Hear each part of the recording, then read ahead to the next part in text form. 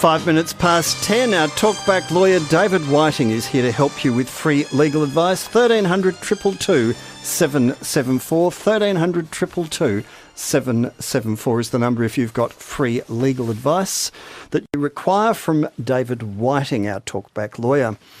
I'll get to your calls in just a moment. David, good morning to you. Good morning, John. Apparently for, I think, the first time in a long time, a formal complaint has been lodged against a magistrate who's been stood down after some months of investigations of an allegation of sexual assault at the Christmas party that magistrates have each year. Yes, that's made today's paper. It's the, as I understand it, it's the first referral ever to the Judicial College, which is intended to, which has a complaint system where if you have a issue with a judicial officer, then that's where you go. The Judicial Commission of Victoria, which apparently has a panel of 2 retired judges and a lay member, a bit like the old Solicitors Complaints Tribunal. Oh, well, that's changed, I must say. So, yes. Yeah, the answer would be, what's the expected level of behaviour and are you there or are you not there? Are you familiar with His Honour Raj Malhotra, who was appointed by this government? No, I'm not. But is alleged to have groped a woman's buttocks, told her he loved her, and then incited violence by asking someone to... assault a court officer. Assault someone, yes, when he was confronted over it. So I'd be interested to see what the outcome is, John. It's absent this judicial commission, you needed it took a movement at Parliament. It required Parliament to take action, and I think the last time that happened was in Queensland, some 15 Judge or 20 Vasta. Yes, that's probably 15 or 20 years Angelo ago. Vasta, you've reminded me, in the Bjelke-Petersen era. Yes. Oof. So I've not seen it anywhere in this country since. There's Marcus Einfeld. But he federal court judge who was found to have... Was he still a judge at the time? I think so. I think when it started, he was also at the Human Rights Commission. Was he not getting someone His to issue was that he said that the car was tickets? being driven by somebody else when an infringement notice was issued in respect of the car, and therefore he wasn't liable. But it turns out that the person who he said was driving the car had in fact died. And he was therefore done for signing a false stat dec. Yes. Trying to get rid of the points and attribute the blame to someone other than just copying it and accepting it himself and taking whatever was going to come his way. Yeah.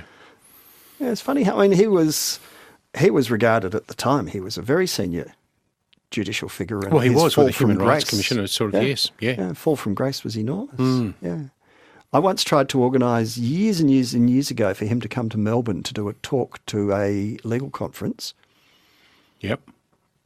And it's an hour and 10 minutes, I think, isn't it, from Sydney to Melbourne? Well, as they say in the trade, that's chock to chock. Yeah. That's push back to door open. That's not... He would only come if we provided him with a business class return airfare. Yes. Okay. Yep. Lots of people do that, John. I've organised a few conferences and you want a speaker from Sydney, it's a business class ticket. Really? Yeah. From Sydney? Yeah. You don't even have time to get your cup of tea and the crossword done. Oh, no, they bring it out early for the people at the front of the plane, John. It's the other people that don't get it quite so quickly. I'll take your advice on that. But, it's very unusual for a judicial officer to find themselves stood down. And the question now to be asked, I suppose, of the Chief Magistrate, Peter Lauritsen, is why it took 3 months before that action was finally taken after the complaint was made back at Christmas. It may well. You do a some kind of preliminary assessment? That takes about half an hour. Yeah, you would have thought so. Don't know. I don't know. I mean, magistrates do get into, without referring to this one, you occasionally get a magistrate who's on a .05 charge, those kinds of issues, and what they do is they restrict the work they get them to do. Yeah, and you say, okay, you can go and do paperwork warrants. Well, you can do civil matters, you just can't do police matters while that matter's there. You don't interact with the public for a while, you can go and do paperwork. Yes. You can do paperwork assessments of, I'm trying to think, what's the worst job a magistrate could possibly be asked to do? Signing forms at the infringement court, John. Yeah, I was going to say something to do with red light cameras. Yes. Yeah. All righty. Anything else that's news? I did have, there was... I'm being reminded, what about Di Fingleton, who was the Chief Magistrate of Queensland? Oh, yes. Who was also proceeded against over a spat with Anne Thacker, who was another magistrate in Queensland. They had a disagreement about how the court should be run, and Di Fingleton was accused of behaving inappropriately in relation to rostering and posting of magistrates. Well, and I did she hear... was sent to jail eventually. I did hear of a claim here in Victoria where there was to be some kind of vote undertaken by magistrates, and one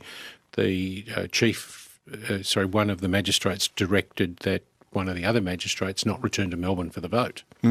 So, who knows? Sorry, I interrupted you in order to update. Look, I had my only other... Now I'm remembering. It keeps the list is longer. No, I've just remembered. Yep. Greg Borchers in Alice Springs, who was the presiding magistrate in Alice Springs, has been subject... Yes, he did Azaria Chamberlain in there. He was that at some point. He used to practice with Tony Fitzgerald in Richmond years ago. When I was at Fitzroy Legal Service, Fitzgerald and Borchers had a practice in Richmond. And Borchers moved up to Alice Springs, where he's been the magistrate there, and he's had a complaint against him that has led to his removal from the bench there as well. So it's not as rare as we first thought. Okay, all right. I'll take it on notice. Yep.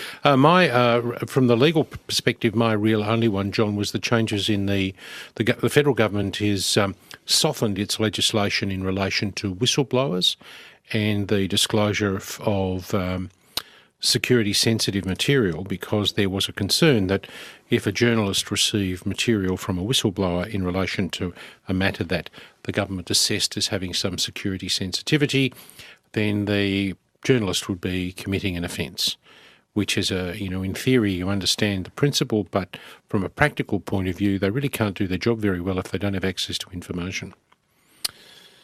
And apart from that, I had a couple of calls from last week. One was Richard from Ballarat, and Richard's concern was concerning, he'd got an order at VCAT, he'd registered into the Magistrates Court, he was then dealing with the enforcement process, which is now done by Fines Victoria, so the sheriff operates there.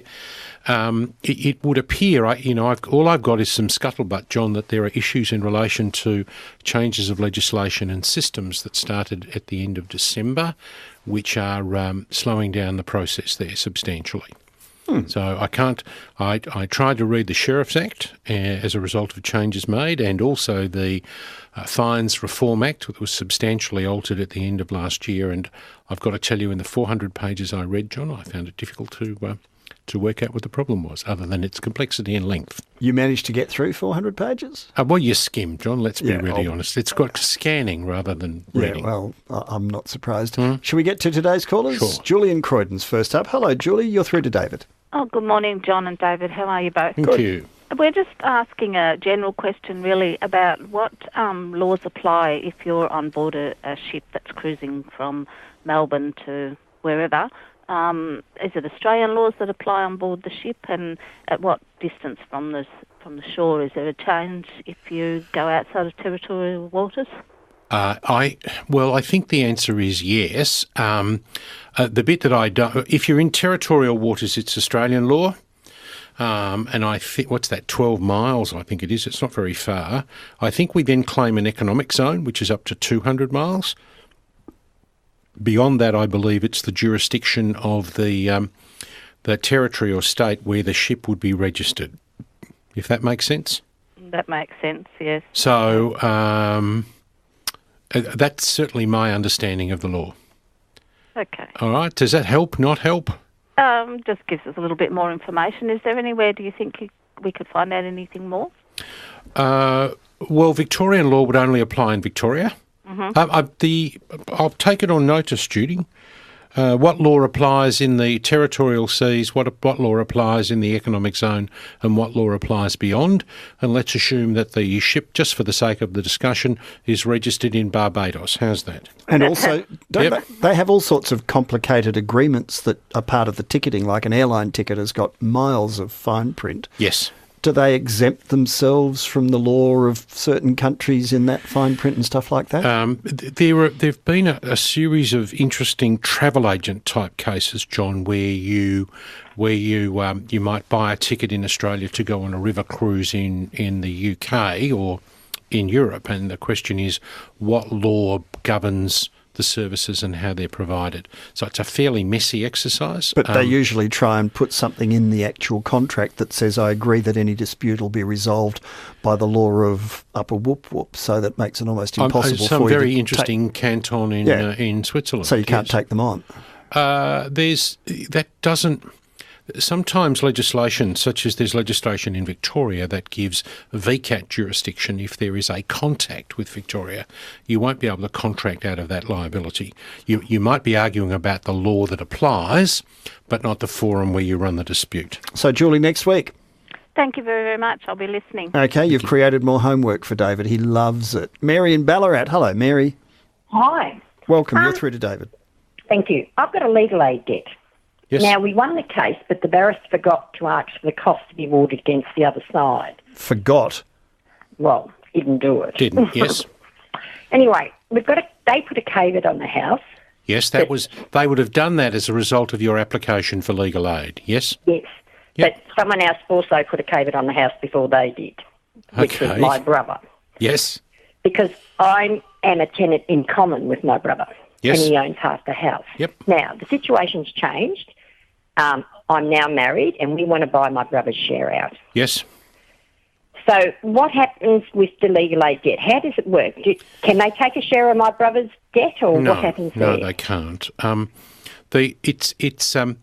Caveats are lodged on titles, not on parts of titles. Oh, okay, yeah. So there would be nothing to prevent your husband buying your brother's share. Okay. Right. So we can buy the share out without moving that caveat. Yes, and what you would do is in the transfer of land, you would normally say that the transfer was subject to the rights of the caveator in caveat number such and such, which would be the legal aid caveat.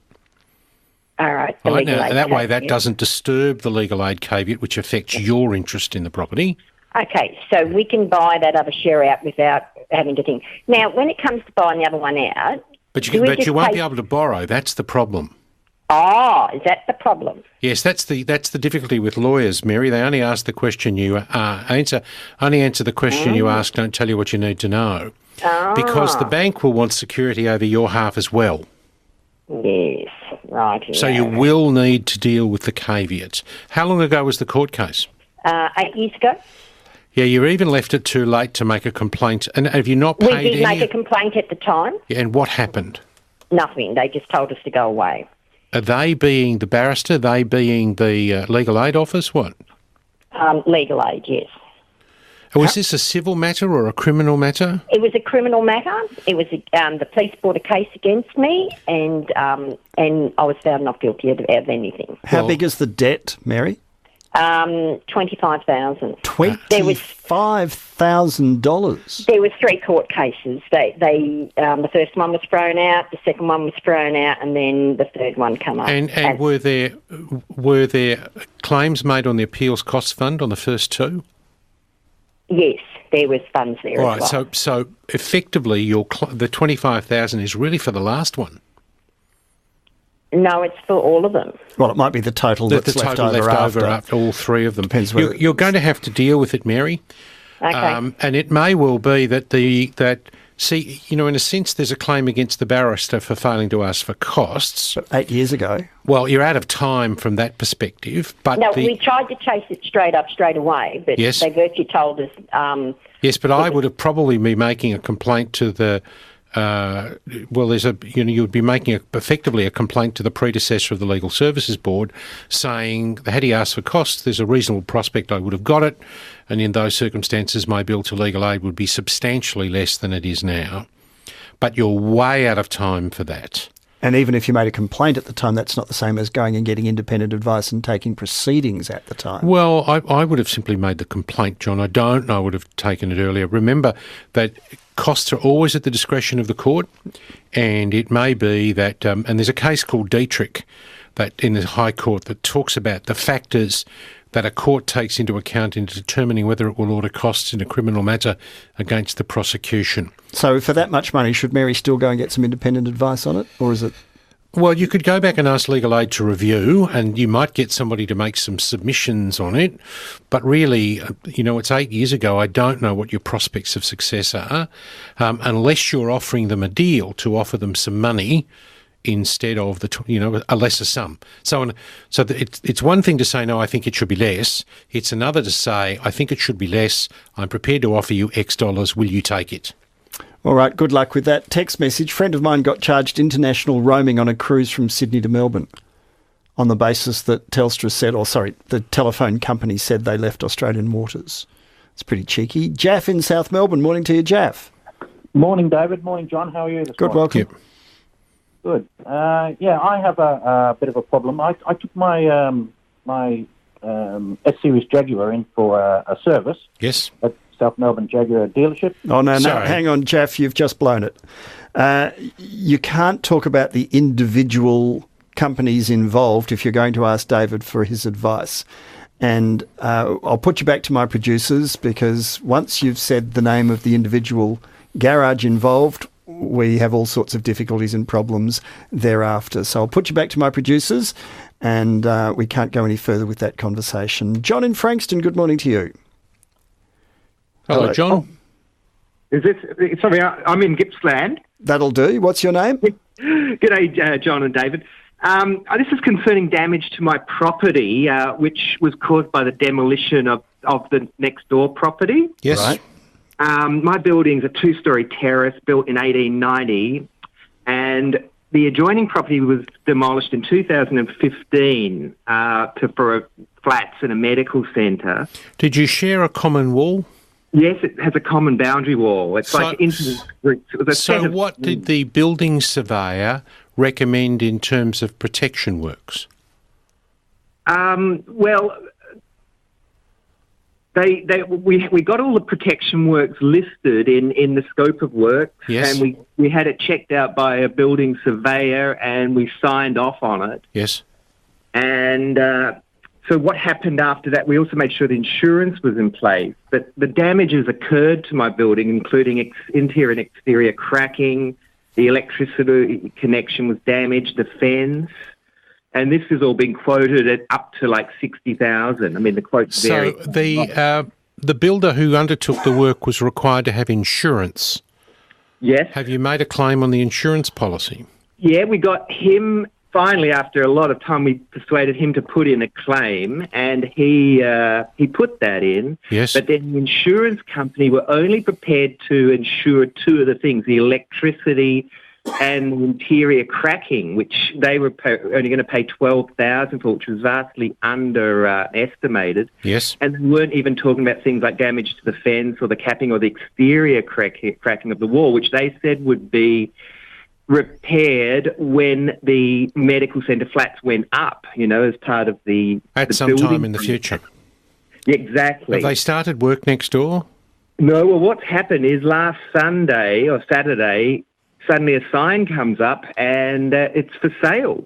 So you have an action that you can, whether it's a VCAT action or magistrates court, I tend to think it's the magistrates court. Well, you have a claim against the builder. Well, what I basically have been told from my own research is my case was with the Building Appeals Board, and about 3 weeks ago I put in a application and for a hearing, which can take up to 12 weeks. Yes. So we were sort of sitting on that, and then suddenly the lady who owns this building is put it up for sale after all the talk and all the years have gone by. Yep.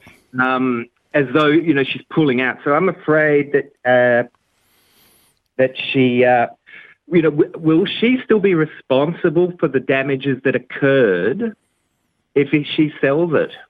And what are my rights? Well, you still have whatever rights you had last week, you've got this week.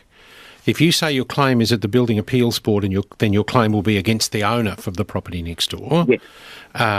But I can tell you that under the Building Act, the protection work obligation, and it would seem to me they've failed a protection work obligation, is a claim that you've got against the builder who undertook the work, and they've got to have a policy that protects you. So, but you can see what's going to happen. John's worried that he's going to get advice, get quotes, working out what needs to be done, but by the time he's ready to claim the compensation, the property next door's changed hands. Is that your worry, John?